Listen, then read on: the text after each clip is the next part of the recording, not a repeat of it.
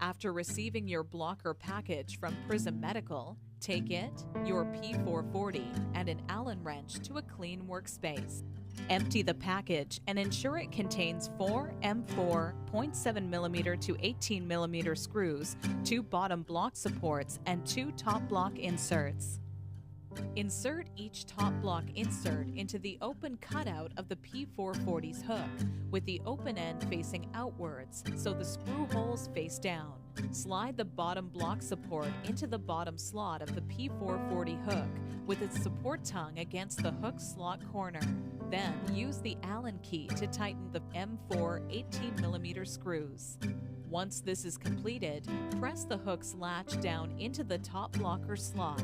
The latch should be lower than the top block's head. Complete these actions with the other hook and you are finished. The P-440 will then be ready for use.